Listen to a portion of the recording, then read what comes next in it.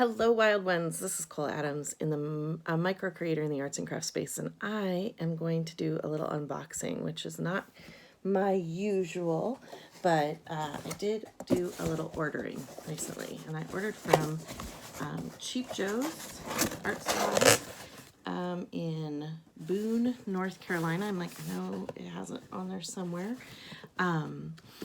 Because I wanted a few new watercolor colors. I had a friend recommend a very specific color, and it's a Cheap Joe's American Journey watercolor. I don't often buy watercolors anymore. I got gifted a huge pack of watercolors, but I wanted some kind of creamier watercolors, like just almost into a gouache. So I wanted to show you what I got, and I got a free gift, so I thought that would be fun too. So there's a free gift. This is Frank Webb on Watercolor DVD. I still have a DVD player, and I actually have one up at my aunt's cabin, and that's where I tend to watch things like this and just get new ideas. And just I love sitting down with an expert, and I know it's an outdated model, but I still have a player, so I'm excited to receive something free.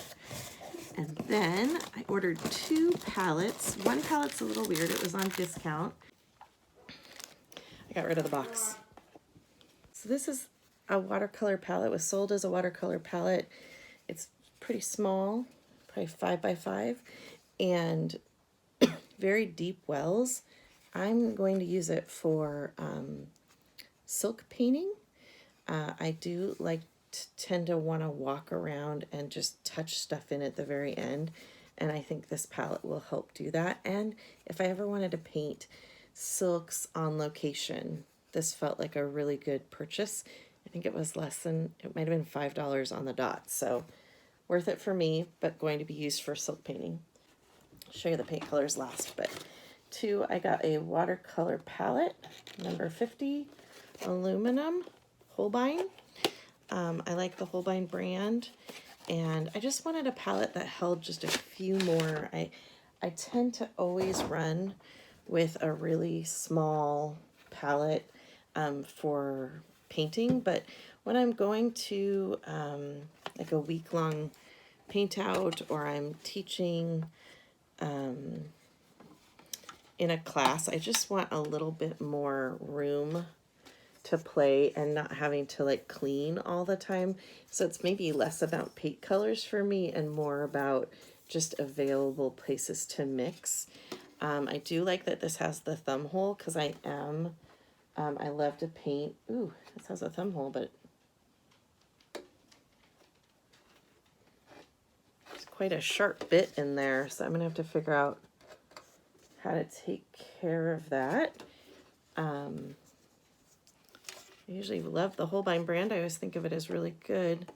Oh yeah, the cover is sticking on that same spot. It's like a little spur. I don't know, I might be able to just sand it off, but we'll see. So yes, this aluminum palette, I'm excited to have it. It's a little bit bigger than, I only work pretty much in Altoid tins, so this feels very expansive for me. And when I was doing watercolors full time, I had a much larger palette, and I really wanted to go to this more fold model. Got the American Journey Moon Glow. It's a color I really love. It's kind of purpley, and it usually fades out. I'm going to do some, I'm going to actually swatch all this out, so I'll just tell you the names right now.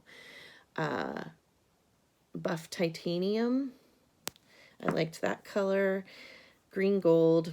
It's always a favorite, and mine was totally dried out. Coastal Fog, and then Pat's Coastal Blue, because both the coastal colors looked interesting to me, and I didn't quite know how they'd work. I'm gonna swatch it out on plain deli paper. It won't work great. Deli paper isn't meant for watercolor, but I know I'll probably end up using it on deli paper at some point, because I use this so much in my artwork. And then I just have a watercolor card that is pre-folded, and that whole thing. I might know the brand. I tend to, whenever I see these at thrift stores, I just pick up the pack. Or Strathmore. This is just cold pressed Strathmore watercolor paper. But I will buy them from thrift store anytime. And if I'm swatching, I might swatch out. If I get too much out, I might just swatch out on a couple different things. I think swatched envelopes look absolutely beautiful, and I send a lot of art mail, so I tend to do the things that I need to kind of like think about and brain about on a few different surfaces, and some of it goes away and doesn't stay. I'm gonna use this. I'm gonna use that little watercolor palette if I need it, but I'm really gonna swatch out in the most simple way, which is just open it up. I don't want to build that watercolor palette yet.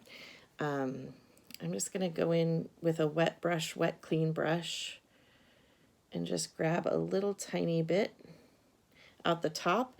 If it's a brand new tube, you probably don't have anything in the cap, but a lot of the times if I'm out and about and I want to just grab a tiny bit of that color, you can go right into the watercolor cap. I think instead of swatching down below and going down to a face down one, I'm just gonna go here, add a little bit of water. Ooh, I'm not sure that color is showing up as well. This is the Pat's Coastal Blue. I love, and then I will write AJ for American Journey. So that's how I keep track of it. And then I do have a book where all of my swatches of all my art supplies go. Sometimes it's a book. Right now it's a book. Sometimes it's a box that I've decorated that I put everything in for that year. I kind of like to air my stash like once a year, and or if I'm just getting really excited about like fountain pens or something, I'll go through and swatch everything again just to get back used to the material. I find swatching is a very comfortable place to start. I almost forgot to swatch on my deli paper. I don't have enough on the brush, so I'm going to do a little bit straight out. Yep, it's not going to work real well. With the deli paper, I'm going to go in with my finger and use some finger pressure to kind of squish it into the paper. I think that's the best way to say it. So that's what that looks like. Not great, but it might make great shadows or make great finishing layer. The Coastal Fog is next. Do you have any favorite watercolor colors? I know I have a couple watercolors to follow me. What's your absolute must have in every palette color? I'm sure it will come to nobody's surprise that I absolutely loved opera.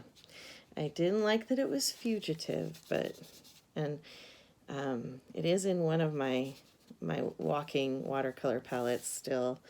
It does go away eventually. That's kind of why I moved towards acrylics, because I find that those colors are a little bit more stable. I loved opera. That bright, bright, bright pink made me so happy. It's kind of funny that I'm swatching out a bunch of neutrals right now because it's not my usual, but I'm feeling it right now, so I went for it. Here it is on all three. Not super different enough that I'm sure when under mixing, like when you're mixing things together, it will start to look really different. This is the Buff Titanium. That one is really creamy. The other thing, when you're putting it on something where you have to put your finger in it, you can kind of feel what that paint feels like. I find my fingertips are pretty good indicators of how it will set into paper. After years of painting, I love to feel it with my fingers. I do not paint in any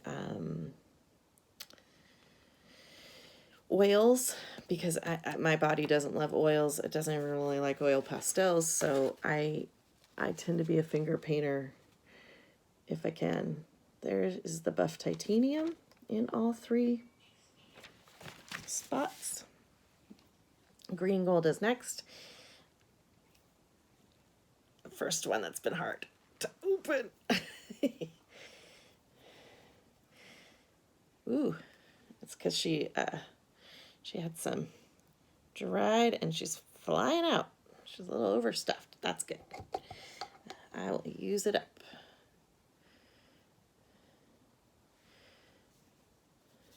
Ooh, yeah. Swamp Mama Green. It is so pretty when mixed with other colors. Maybe I'll do that on the front. I'm going to have a lot more of this green because I'm not going to be able to stick the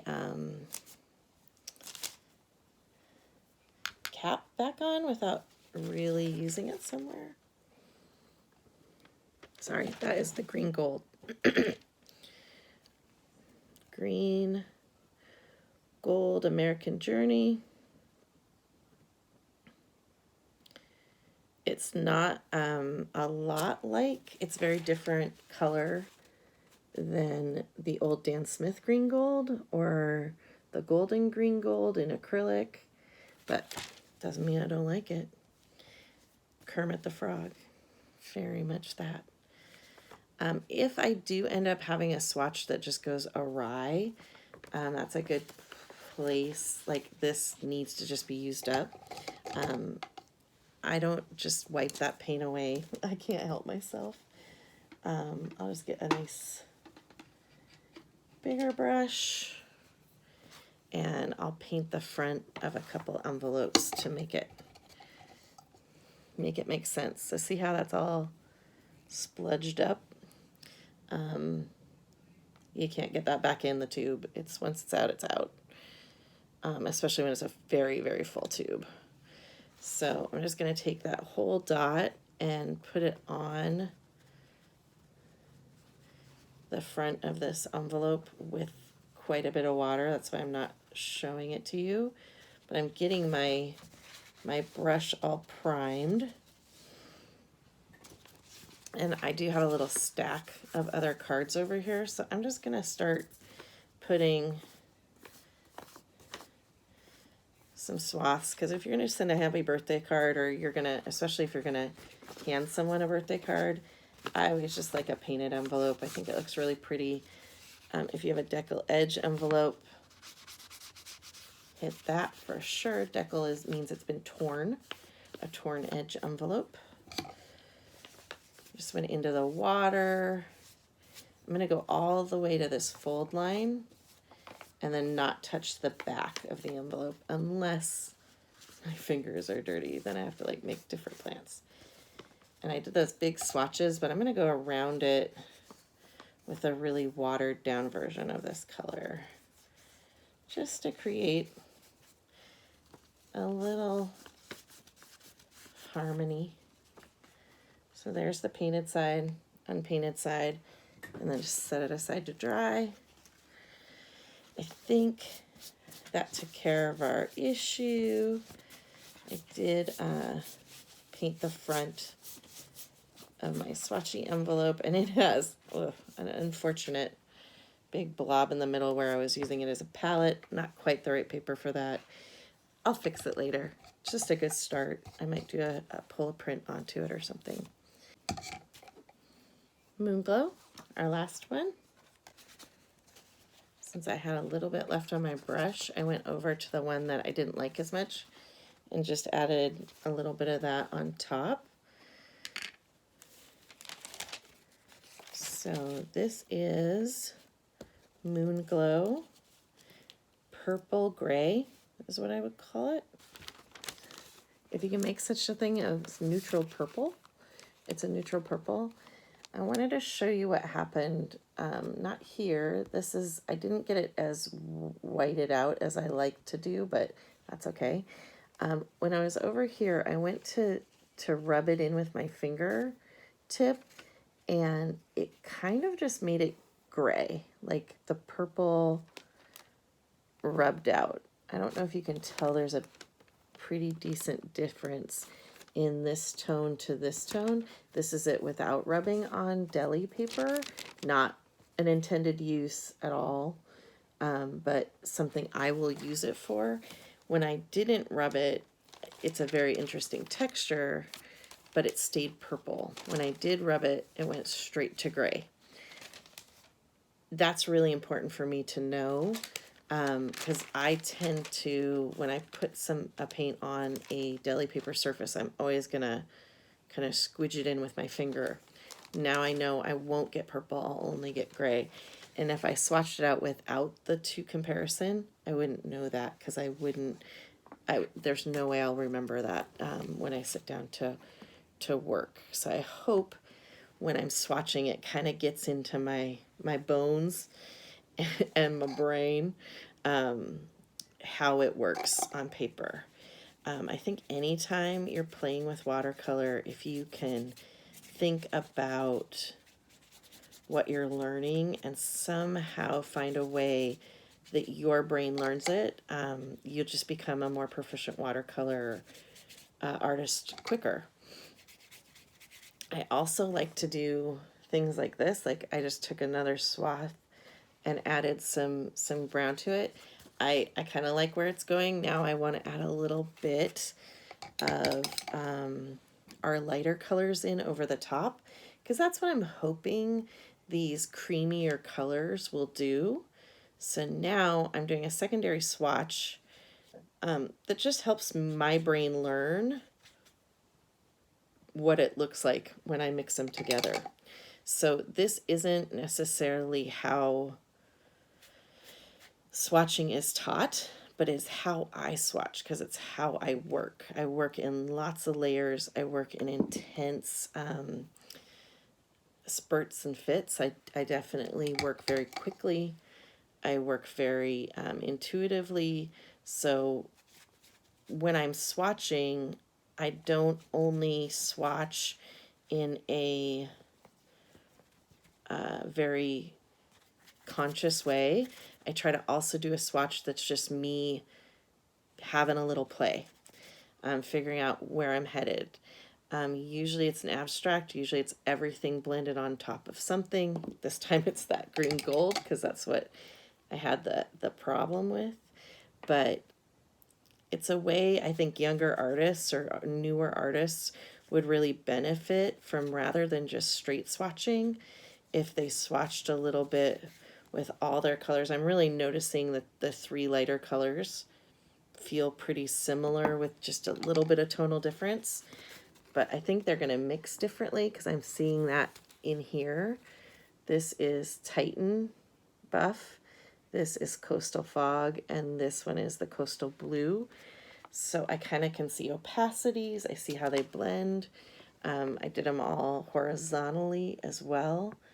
And it looks a mess, not gonna lie. But also for me, it's not how this product looks. It's how it's getting into my DNA as an artist. And I think of my supplies and as an extension, especially the supplies I'm recalibrating. Like this really recalibrates my entire watercolor palette. I work almost 100% super vibrant, super lush color. And this gives me a ton of neutrals to work with. I've got them all just set in my little silk tray. When I go to load that palette, I'll be working with where am I going to stick these neutrals? How do I mark them out on the palette so I really know what the color is I'm working with, but also how it works. So this one probably won't go away now.